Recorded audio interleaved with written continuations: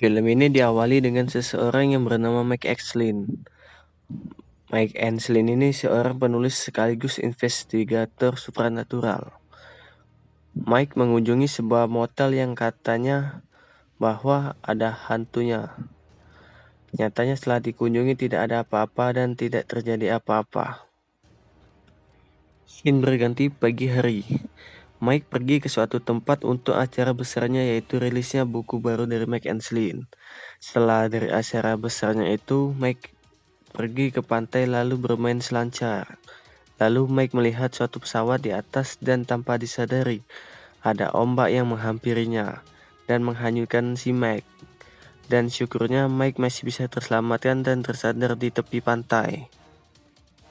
Scene berganti. Mike pergi ke kantor pos untuk mengambil suratnya. Dan Mike melihat ada kartu pos yang bernama Hotel Dolphin. Dan di dalam kartu tersebut ada tulisan jangan masuk 1408. Apa yang tertulis di situ membuat si Mike penasaran untuk mengunjunginya. Mike mencoba langsung memesan kamar 1408 tersebut, namun pihak hotelnya menjawab tidak tersedia untuk kamar itu. Mike masih mencoba bersikeras untuk memesan kamar 108 tersebut, pihak hotel masih menolaknya. Mike meminta bantuan pengacara dari penerbitnya untuk membolehkan singgah ke Hotel Dolphin tersebut. Akhirnya, Mike diizinkan ke sana dan segera terbang ke New York. Sebelum melakukan investigator supranaturalnya itu, Mike melakukan pencarian dahulu dengan latar belakangnya Hotel Dolphin itu. Setelah sampainya di Hotel Dolphin, Mike langsung dipertemukan oleh manajer hotelnya yang bernama Tuan Giral Olin. Tuan Olin menyuruh untuk tidak singgah ke kamar 1408 tersebut.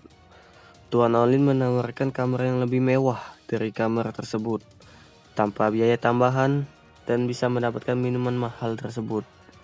Dan Mike masih bersikeras juga untuk menginap kamar 1408 itu. Tuan Olin menunjukkan buku catatan yang berisi kasus yang pernah singgah di kamar 1408. Tuan Olin juga bercerita terang-terangan bahwa tidak ada satupun yang selamat bertahan lebih dari 1 jam dari kamar 1408 tersebut. Dan total 56 orang yang telah meninggal di kamar tersebut sejak dibuka hotel 90 tahun yang lalu. Mike dengan sudah banyak pengalamannya menjadi investigator supranaturalnya itu yakin akan hal itu dan akhirnya Tuan Giral Olin menyerahkan kunci kamar tersebut. Setelah itu, Tuan Olin mengantarkan Mike ke lift untuk menuju ke kamar 1408. Mike langsung menuju ke kamar 1408 dan setelah sampai kamar tersebut, Mike memeriksa semua yang ada di dalam kamar 1408. Semua terlihat normal-normal saja. Tak lama dari waktu tersebut, radio tiba-tiba berbunyi dan memutar lagu. Mike menganggap ada seseorang yang masuk dan setelah menunjuk angka 8.07, musik tiba-tiba hidup kembali dan tampilan langsung berubah menunjuk angka 60.200. Setelah itu Mike menuju ke jendela. Selepas itu jendela terbanting ke bawah dan melukai tangan si Mike. Mike mulai melihat hantu-hantu korban masa lalu di kamar 1408 itu. Diikuti juga bayangan putrinya yang sudah meninggal yang bernama Katie dan ayahnya yang sakit. Mike berusaha pergi dari tempat tersebut, namun sia-sia saja. Lantas Mike mau membuka pintu, kuncinya malah patah dan gagang pintunya terlepas. Mike mencoba lagi melarikan diri dari kamar 1408 ke kamar yang berdekatan di sampingnya dengan berjalan di jendela luar. Dan anehnya, Mike melihat jendela-jendela di kamar lainnya tidak ada. Mike mencoba ingin menelpon si Lily, tapi sinyal di handphonenya tidak ada. Mike mencoba pakai laptop dan menghubungi si Lily. Setelah tersambung dengan Lily, Mike memohon pada Lily untuk menghubunginya ke polisi. Tiba-tiba, fire sprinkler menyala dan membasahi laptop Mike. Dan laptop si Mike pun mati.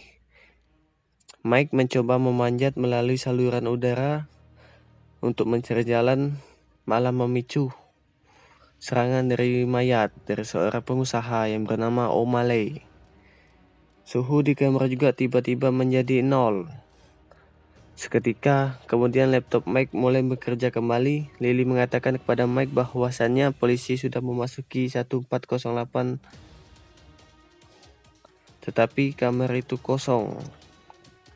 Tiba-tiba clowningan si Mike muncul di obrolan video tersebut dan menyuruh Lily untuk datang ke hotel tersebut. Dan Lily langsung menutup obrolan videonya. Seketika ruangan itu bergetar dan berguncang. Mike mencoba ingin memecahkan lukisan sebuah kapal dalam badai itu. Namun, air langsung mengalir dari gambar tersebut dan membanjiri ruangan. Mike muncul di tepi pantai dan sadar kembali dari kecelakaan selancar yang terlihat di awal film tadi. Hidup Mike berlanjut dan berdamai dengan Lily. Dengan kejadian kemarin di kamar 1408, Mike berasumsi bahwa itu hanya sebuah mimpi buruk baginya. Lily mendorongnya untuk menulis buku tentang kejadian itu. Ketika mengunjungi kantor pos untuk mengirim naskah ke penerbitnya, Mike mengenali anggota kru pekerja sebagai staf Hotel Dolphin. Para pekerja tersebut menghancurkan kaca dan dinding ruangan itu, mengungkapkan bahwa Mike masih terjebak dalam kamar 1408 itu. Kemudian Mike melihat putrinya, Katie.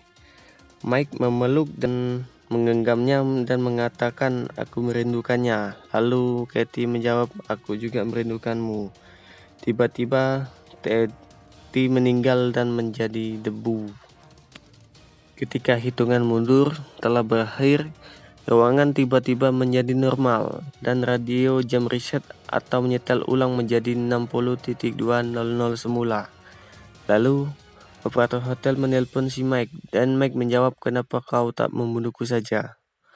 Lalu, operator hotel memberikan pilihan. Pilihan pertama mengulangi kejadian yang sama, dan pilihan kedua Mike bisa manfaat di sistem check-out express dari operator, melainkan itu menggantungkan diri. Setelah itu, Mike berhalusinasi dengan adanya pemakaman Katie dan Michael. Pengantungan diri dari Mike sendiri. Mike memutuskan untuk berhenti berlari. Mike membuat molotov dari minuman yang dikasih oleh Olin tadi dan melempar ke ruangan itu. Alarm kebakaran berbunyi, tamu hotel langsung dievakuasi. Mike kemudian berbaring di lantai sambil tertawa dengan kemenangannya setelah menghancurkan ruangan. Olin yang di tempat berbeda langsung memuji atas tindakannya.